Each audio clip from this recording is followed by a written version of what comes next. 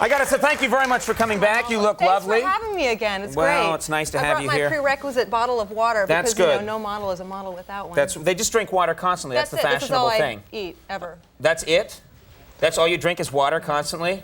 Because some models maintain that, oh, all I do, I'm a pig. I eat hamburgers and hot dogs and goulash and beef chili, and I just have this natural figure. I drink this, and I eat air-popped popcorn, too. Okay, so that's it. So it's a well-rounded diet. Yeah. Let me ask you about the GQ cover, because this is quite interesting. It's very arresting. It really grabs your attention. You're here in front of Dennis Rodman, and you've got his hands, I guess, are painted onto your breast. Painted, right. Is that how it worked? Yeah.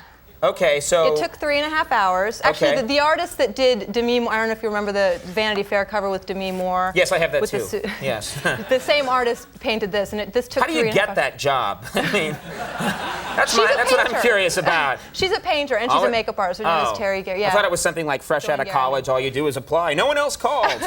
You'll be painting beautiful women's breasts for a living. Yeah. We can only afford to give you $800,000 a year. You only work like twice every 10 years. No, that's not true. That's good work. I'd want it. How did they pitch this idea to you? What happened? I mean, how did they say? Well, initially it was pitched to me as they said, Rodman, they're going to take a picture of him with his hands on your breasts, and I went, no, thank you, not in this lifetime. And I kind of went. I had this meeting with Art Cooper, who's the editor-in-chief of GQ, and I was like going to go and like really fight him on it. And, what was it, Dennis Rodman in particular? Like you don't like him, or just the idea of any strange man? If I had walked in the room at that point, would you have been? I mean, him. That's fine. Any chance of that? No, I just didn't want. I enjoy working with him.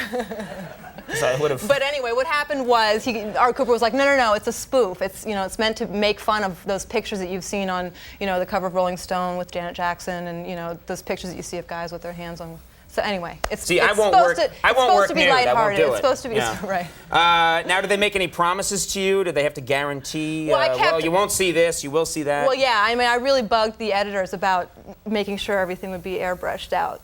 Like. Nipples. Is it okay if you can say nipples? I can say nipples. We've established that you can say nipples on. You could have said nipple in your segment. Yeah. Nipples. Nipples. There you go. All right. You can say nipples. You're allowed.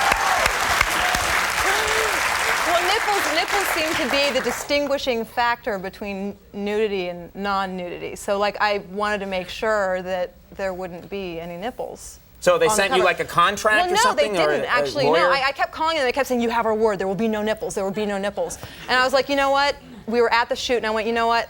Your word isn't quite good enough. So I called up Art Cooper. I said, I really would feel more comfortable if it was in writing. So he sent me this fax a half hour later that goes, I pledge to you that no one shall ever see a nipple on GQ that belongs to thee.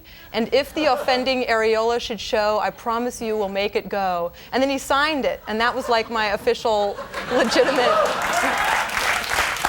And I was like sitting there picturing Art Cooper looking for a rhyme for areola, RC Cola. That's what I would have gone for. Ayatollah. There you go. I couldn't think of it. I'll write some poems about your breasts. I'll do it right now. I'll be right back. I've got a few already, yeah. Now, oh, come on. We're just kidding around here. Are you still with John Stamos? I know you two have been going out for a long time. That relationship's is it falling apart yet? What's going on? Why, Conan? Oh, I don't know.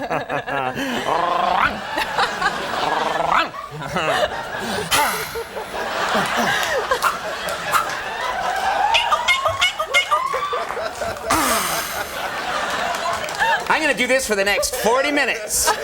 There'll be no show after late night tonight. Tell them to cancel later tonight. It's going to be a whole full hour of Conan being an ass in front of a beautiful woman.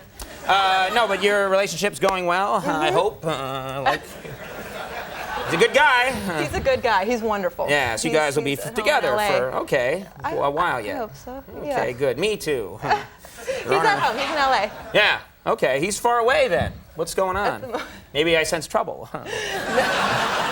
Maybe, he's in L.A. and you're in New York, so maybe there's a problem.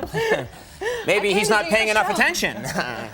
You're sitting here paying attention to me. That's right, and where is he? I don't see him. Does anyone see John Stamos? I don't see him around. No! What's going on? He's not around. When the cat's away, the mice will play.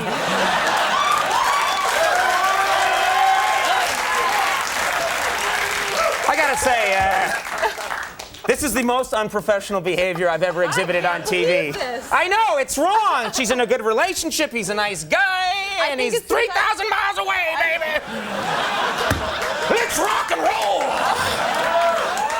I don't know if I should have done this cover. It's Yeah, it's the cover that did it. I'm preparing for the interview for hours, looking at the cover, and then I'm gonna have you. All right, I'm calm now. I'm fine. It was.